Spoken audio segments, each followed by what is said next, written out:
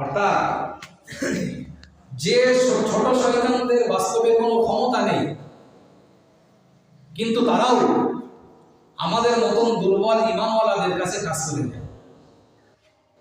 আমরা জানি শক্তিশালী ঈমানওয়ালাদের সামনে মোকাবেলা করতে গেলে শক্তিশালী শয়তান লাগে, আর দুর্বল ঈমানওয়ালাদের সঙ্গে মোকাবেলায় দুর্বল শয়তানরাই কাজ করে নেয়। প্যারে হাজিরিন, তো একটা ব্যাখ্যা ওলামারা এটা দিয়েছেন যে বড় বড় শয়তানদেরকে বেঁধে দেওয়া হয়, ছোট শয়তানরা ছাড়া থাকে, আর ওরাই আমাদের মধ্যে বিভিন্ন প্রকার অবিচার অনাচার এটা ওটা তৈরি করতে থাকে। দ্বিতীয় জবাব দেওয়া হয়েছে যে গাড়ির স্টার্ট বন্ধ করে দেওয়ার পরে বা কোনো মোটর সুইচ বন্ধ করে দেওয়ার পরে সঙ্গে সঙ্গে কিন্তু চাকা বন্ধ হয় না, বেশ কিছুক্ষণ ধরে। তো শয়তান এতদিন ধরে আমাদেরকে নিয়ে যা খেলা করেছে, ও শয়তানি যে মেশিন আমাদের মধ্যে চালু করে দিয়েছে, ওকে যদিও বন্ধ করে দেওয়া হয়, কিন্তু ওর চালানো মেশিনের চাকা ও ঘুরতে একটু দেরি হয়, বন্ধ হতে দেরি হয়, ও মোটামুটি ঘুরতেই থাকে আস্তে আস্তে। প্যারে হাজিরিন, তো যাই হোক, ওলামারা অনেক প্রকার উদাহরণ দিয়েছে। কিছু ওলামা উদাহরণ দিয়েছেন যে কোনো লোহা যখন আগুনে গরম করা হয়, তো আগুন থেকে বার করার সঙ্গে সঙ্গে সেটা তো ঠান্ডা হয়ে যায় না, ঠান্ডা হতে একটা সময় লাগে। ঠিক ওই রকম আমাদের অন্তর নামী যে বস্তু, আমাদের কলবকে, আমাদের নফসকে শয়তান 11 মাস ধরে আগুনে পুড়িয়েছে, শয়তানি নিয়তের মধ্যে আবদ্ধ রেখেছে। ওকে যদিও প্রথম রাত্রে বন্ধ করে দেওয়া হয়, কিন্তু ওর তৈরি করা সে আগুন, পাপের আগুন, ওটা কিন্তু সঙ্গে সঙ্গে ঠান্ডা হয় না, একটা সময় যায়। প্যারে হাজিরিন, তো এক কথায় হাদিস আমাদেরকে শিক্ষা দেয় যে মাসটা অনেক গুরুত্বপূর্ণ। স্বয়ং আল্লাহ পাক রব্বুল আলামিন নিজেও গুরুত্ব দিয়েছেন। আর সেই সঙ্গে সঙ্গে হাদিসে এটাও বলা হয়েছে যে মহান আল্লাহ পাক রব্বুল আলামিন এই রাত্রে জাহান্নামের দরজাগুলি বন্ধ করে দেন। বলুন সুবহানাল্লাহ। অগুলিকাত আবওয়াবুন নিরান, জাহান্নামের দরজাগুলি বন্ধ করে দেওয়া হয়। আর ওয়াফুতিহাত আবওয়াবুল জিনান, এবং জান্নাতের দরজাগুলিকে খুলে দেওয়া হয়। বলুন সুবহানাল্লাহ। অনেক গুরুত্বপূর্ণ মাস, অনেক গুরুত্বপূর্ণ মাস। আমরা এই মাসের গুরুত্ব অবশ্যই জেনে রাখব। আমরা জানি প্রত্যেকটা গুরুত্বপূর্ণ মেহমানের আমরা অপেক্ষা করি, তাদের জন্য আগে থাকতে প্রস্তুতি নিই।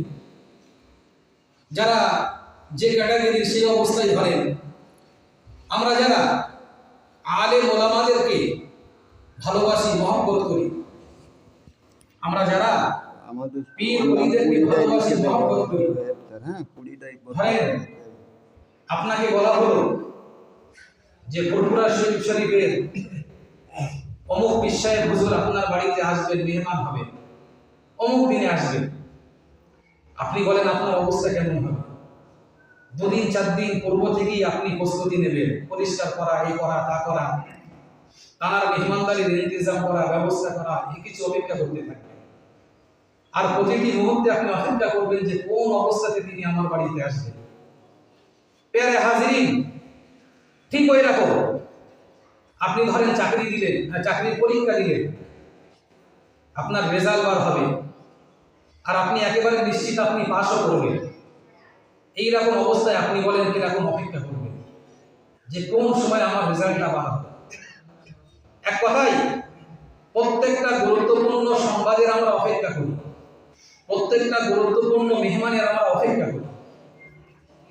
ঠিক প্রিয় রাসূল সাল্লাল্লাহু আলাইহি ওয়াসাল্লাম আমাদেরকে এটাই শিক্ষা দিয়েছেন। তিরমিজি শরীফের একটা হাদিস যে রাসূলুল্লাহ হাদিসের মধ্যে জানিয়েছেন যে তোমরা রমজান মাসের অপেক্ষা করো, অপেক্ষা করতে থাকো, খেয়াল রাখতে হবে, দিন গণনা করতে হবে, যাতে করে আমরা পরিপূর্ণ প্রস্তুতির সঙ্গে রমজান মাসকে ইস্তেকবাল করতে পারি। আমাদের থেকে কোনো তারাবি ছাড়বে না, আমাদের থেকে কোনো রোজা ছাড়বে না, আমাদের থেকে যত প্রকার ইবাদত বান্দিগি আছে এই মাসে কোনো কিছু ছাড়বে না, এই চেষ্টা করতে হবে আমাদের। প্যারে হাজরিন, ওলামায়ে কেরামরা রমজান মাসের অপেক্ষা করতেন, আল্লাহ পাকের প্রিয় বান্দার অপেক্ষা করতেন। এটা হলো ইবাদতের সিজন বলতে পারে, ইবাদতের সিজন।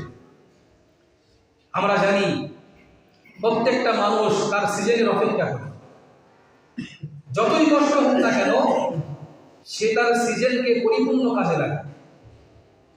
আগেও আমরা শুনেছি আলোচনায়, যারা আম ব্যবসায়ী, আমাদের এলাকায় অনেকে ব্যবসা করে, আপনি দেখবেন যে যখন আমের সিজন আসে তাদের খাওয়া দাওয়া বন্ধ হয়ে যায়, রাতের ঘুম উঠে যায়, রাত জেগে জেগে তারা আম জাগ দেয়, আম বাগানেই পড়ে থাকে, আম নিয়ে তাদের সব কিছু।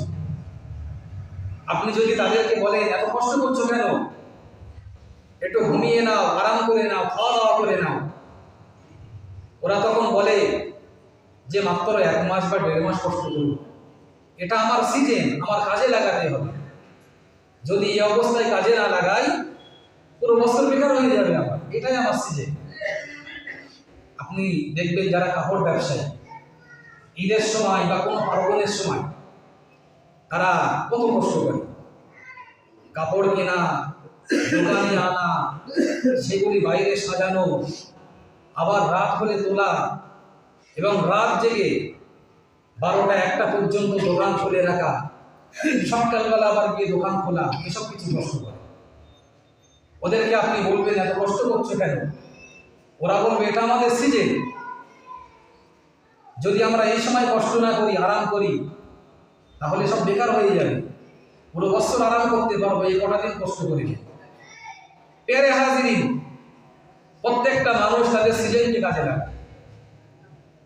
আল্লাহ পাকের বান্দারা, বান্দিরা, প্রিয় রাসূলের উম্মতেরা, উম্মতিরা এই রমজান মাসকে ইবাদতের সিজন হিসাবে তারা কাজে লাগাতে থাকে। আমরা এই মাসটাকে সিজন মনে করব ইবাদত। জানেন যে সমস্ত ইবাদতগুলি অন্যান্য মাসে অনেক কষ্ট করে, অনেক ইবাদত করে যতটা সওয়াব পাওয়া যায়, এই মাসে সেই ইবাদতগুলি করলে পরে আপনি তার 70 গুণ বেশি সওয়াবের অধিকারী হবেন। বলুন সুবহানাল্লাহ, 70 গুণ বেশি। তাহলে কেন আমরা হালায় হারাম হয়ে গেল? প্যারে হাজরিন, তো এই মাসটাকে আমরা অবশ্যই খাসভাবে গুরুত্ব দেব।